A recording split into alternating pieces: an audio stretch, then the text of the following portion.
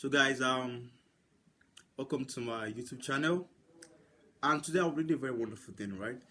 So I will be analyzing how a real estate company in Colorado was able to use Facebook ads and marketing to be able to generate enough leads for them and clients and therefore revenue, right? I'll read a quick rundown and please stay tuned to the end of the video.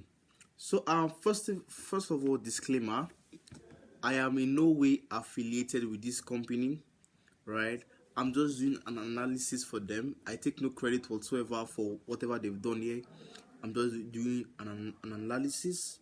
I hope you enjoy it and learn a couple of things that you can use your real estate company to sell more properties, right? Okay, first of all, the first thing was they ran advertisement, right? I mean, that's basic. But if you look at this advertisement, a couple of things first. They did not just run an advertisement and said, okay, we have this house, it's going for 330 million naira. Call me or DM me if you want that house. That was not the advertisement they ran. I'm using the term unusual in this case because several real estate companies don't run this kind of ads. The kind of ad they run is just an ad that's trying to sell on the spot, and which is not profitable at all, because the way the markets work is this, right? Your market is 100%. 3% of your market are people who are ready to buy now, while 97% of your market are people who have the money, they are qualified, but they're not ready to buy now, either because they have an information problem. If you want to learn more about this, check Sabri Subi's book Sell Like Crazy. So they ran an unusual advertisement. This is what I mean. First of all, they knew their ideal clients and the kind of life the ideal client wanted. They knew their ideal clients were probably retirees, people who want to spend their free time playing golf. So they used it in their ad. So when you're running your Facebook ad, you need to understand who your client is, because then to give you an advantage for you to speak to them directly. Because on the internet today, there's so much competition. You do not want to run. There's so much competition for people's time and attention, and people won't listen to you except you are speaking to them directly. So they did not just say, "Hey, luxury house near golf course for sale." But they knew that their clients would like to choose several. So they knew that. They also knew one thing: their ideal client wanted options, several houses to choose, right? So let's just look at the advertisement they ran. Okay, this Woodley Fruiting, ready for a smaller, simpler life with a lot more golf. We've made a list of every ranch style home for sale near golf courses in Colorado Springs. Click below for instant access, right? See the advertisement and you will know again they are not trying to sell on the ad. They are not trying to sell, they are trying to cater for 97% of the market of their ideal clients. They are not selling on the ad. Right? They have a link that will take them somewhere, and yet they are promising value. What is the value they are promising? They are saying there's a list of every ranch style home for sale near golf courses in Colorado Springs. We are giving you that list for free. That is value. The list itself is valuable to the people who want to buy homes in Colorado Springs, right? We're giving you for free. All you need to do is click this link. Now you see something beautiful they're doing, right? Before I continue, let's go to the back end. What does it look like? Now, like I said, before they ran the advertisement, they knew who the ideal client was, right? They tried to define who they were, right? And one, they were like, okay, it's people who stay in a 10-mile radius of Colorado Springs. Probably they've done it before and found analysis that, okay, people who will likely buy ranch style homes are people who already stay in this area, for example. And then they knew the age bracket, right? I mean, there's no 20-year-old that just randomly wakes up and wants to play golf. You have more of 50-year-old older people, right? So the age they targeted was 55 to 65. The gender were all, right? And then there's something beautiful they are doing here. Like I said, they identify the ideal clients and are using Facebook to target them. Like example, they knew that most of the ideal clients would be people who just moved, or who just bought a home recently, because they are selling something that is very valuable. That's a high ticket house or luxury house for that instance. It's not cheap. So these are the things they're targeting. They also need the income of their ideal buyers, right? Their income range. You can't have someone who is earning $30,000 a year buying a ranch style home near a golf course, right? So you have people who are earning like $150,000, $500,000 upward, right? So also their net worth and other things. These are other qualifications. Now there's also something they did. They did not just run one advertisement. Now you need to understand that to find out what works, you need to test. You need to test. You do not assume that this is what the market wants. You need to test.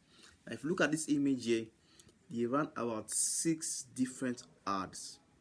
What were they testing? They were testing the picture, they were testing the copy, probably they were testing headline, trying to find out which one people respond with most. And the one that they respond with most is the one they will work with, right? So I believe this was the one. I think this one and another one was what they felt was working very well. So now this is the ad, right? Now when they click this ad, remember this ad is targeted on the back end. They're telling Facebook these are the kind of people to target. 1, 2, even in the way they made the ad themselves, if the people who can afford the ad see the ad, they know it is them they are targeting, and they know that if they click this ad they'll get value. Now let's say something else. Now you say when they click this ad, this is the page they will land on, right? This is the page they will land on. So on this page they were promised something.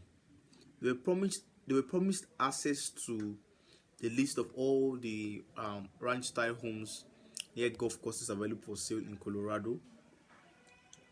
Now how do they get it? By giving their details first. Now the bulk of the money is not made on the front end, rather in the back end, right? The nurturing process that will get people to know you, to like you, and then to trust you, right? So once they give them their details, they'll add them to an email list.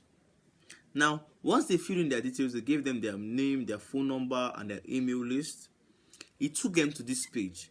Now remember they promised something. Now this particular page here, I hope you can see this page. This particular page here, they are basically delivering on what they promised. Now this page is the list of all the homes that they promised, and they're delivering on it. So what did they do? They promise value. You click this ad, give us the details, we'll give you that value. Now for your own business, it might not be promising them a list. It might be promising them an ebook. Example, here are the top 5 things you should know before you buy a luxury home in Lekki. As an example, someone wants to buy a luxury home in Lekki will most likely click on that advertisement. Then you give them maybe an ebook that delivers on that promise. It could be a free consultation, it could be anything, but give out something to get in their contacts. We call that a lead magnet, right? So now you see something else.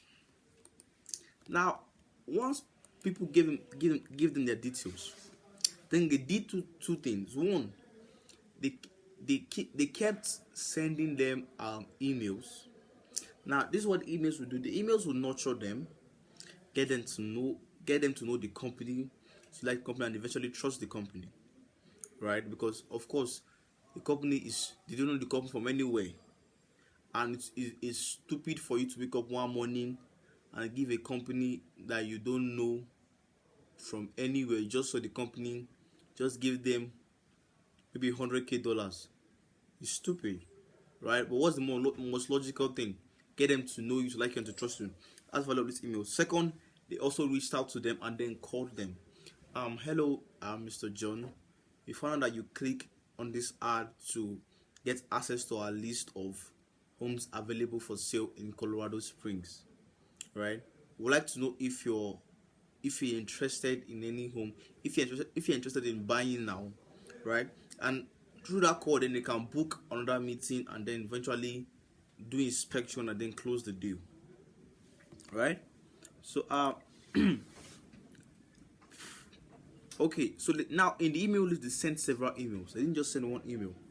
I think the first email was the email of the list, and they kept sending them several other emails trying to get them to book a call, and also adding value one way or the other.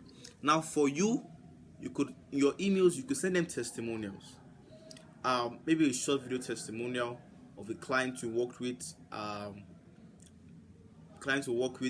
what was their experience like.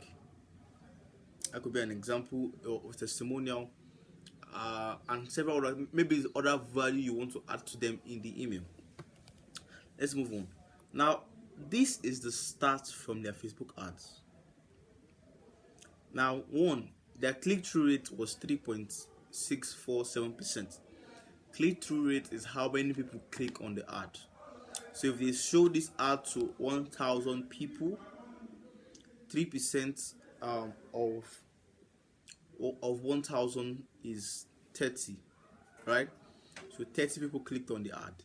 If they show this ad to 10,000 people, that means 300 people clicked on the ad.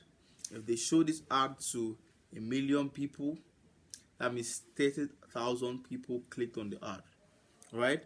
And it cost them 3 cents for people to click on the ad. And they had about 5,878 clicks on the ad. And this ad had an impression of about 161,000 people. So let's say a lot of people saw this ad multiple times, right? I won't say, let's say at least 100,000 people saw this ad multiple times. And guess how much they spent on this advertisement? Just $2,000, $2,289. Now imagine spending this every month and getting a huge return on investment. So you had about, I won't bore you with the details, but you can see the final result of this ad was this. They spent about $2,000 on the ad, and they made $50,000 in revenue.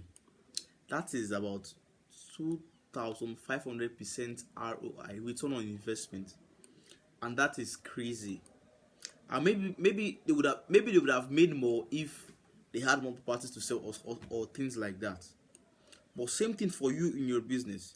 You have a list of properties to sell. You can use Facebook advertisements to work this out, and you may not even spend, if you're spending in naira, you may not even spend up to